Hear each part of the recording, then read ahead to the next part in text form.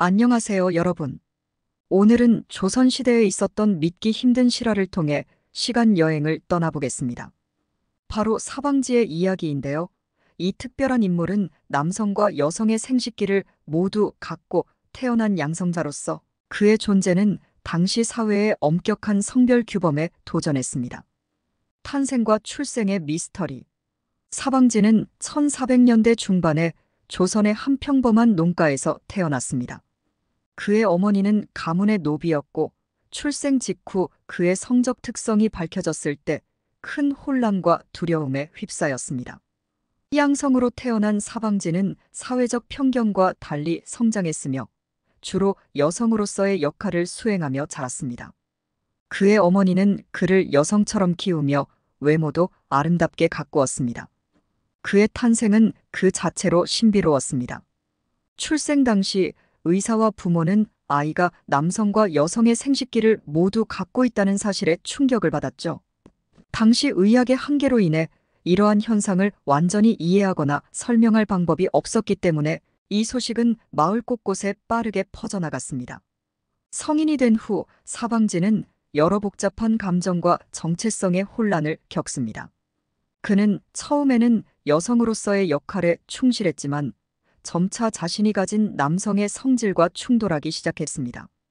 이로 인해 여러 차례 내면적 갈등을 경험하며 사회와 가족 내에서도 그의 위치는 불안정하게 되었습니다. 성장과 정체성의 고민. 어린 시절, 사방지는 외모상으로는 여성과 흡사했고 그의 어머니는 그를 여성으로 키웠습니다. 그는 화장을 하고 전통적인 여성의 옷을 입으며 바느질을 배우는 등 여성으로서의 역할을 소화해냈습니다. 그러나 성장하면서 그는 자신의 이중성적 특성에 대해 인식하기 시작했고 이는 그에게 많은 혼란을 가져다 주었습니다. 사방지는 자신이 속한 사회의 성 역할에 의문을 가지기 시작했고 이는 내면적 갈등으로 이어졌습니다. 금기를 넘는 관계들. 성인이 된 사방지는 여러 사랑과 갈등을 경험했습니다. 그의 생애에서 특히 주목할 만한 것은 그가 여러 여성들과 맺은 관계였습니다. 이 관계들은 대부분 사회적 금기를 넘어섰는데 가장 충격적인 사건 중 하나는 그가 절에 들어간 비구니와의 관계였습니다. 이 비구니는 사방지와의 관계로 인해 승려의 길을 포기하고 사방지와 함께 도망치기까지 했습니다.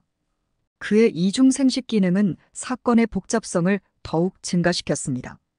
여러 여성과의 스캔들이 발생하며 사방지의 존재는 점차 공개적인 비밀이 되어갔습니다. 이 사건은 조선 사회에 큰 논란을 일으켰고 결국 왕실의 주목을 받게 됩니다. 왕실의 개입과 사방지의 운명. 사방지의 이야기는 결국 조선의 왕실에 알려지게 되었고 조선시대의 엄격한 유교 사회에서 이런 유형의 인물이 존재한다는 것은 큰 충격이었으며 많은 논란을 불러일으켰습니다. 사방지에 대한 여러 조사와 신문이 이루어졌고 왕실에서는 그의 성적 특성을 파악하기 위해 여러 의사와 학자들을 동원했습니다. 조사 결과 그가 실제로 양성자임이 확인되자 그는 사회에서 격리되어 외진 곳으로 유배되었습니다. 그곳에서 그는 자신만의 평화를 찾으려 노력했지만 외로움과 사회로부터의 소외감은 그의 나머지 생애를 힘들게 했습니다. 역사 속에서의 사방지. 사방지의 이야기는 오늘날에도 여전히 많은 토론을 불러일으킵니다. 그의 삶은 성정체성, 사회적 수용 및 인간의 본성에 대한 중요한 질문을 던지며 다양성과 포용의 중요성을 강조합니다. 그는 조선시대 사회의 금기를 넘어섰으며 그의 이야기는 시대를 초월한 교훈을 우리에게 전달합니다. 사방지의 이야기를 통해 우리는 과거와 현재를 연결지으며 인간이 경험할 수 있는 내적 갈등과 사회적 도전에 대해 깊이 고민해 볼 수 있습니다. 이야기를 들으신 여러분, 사방지의 삶에서 무엇을 느끼셨나요?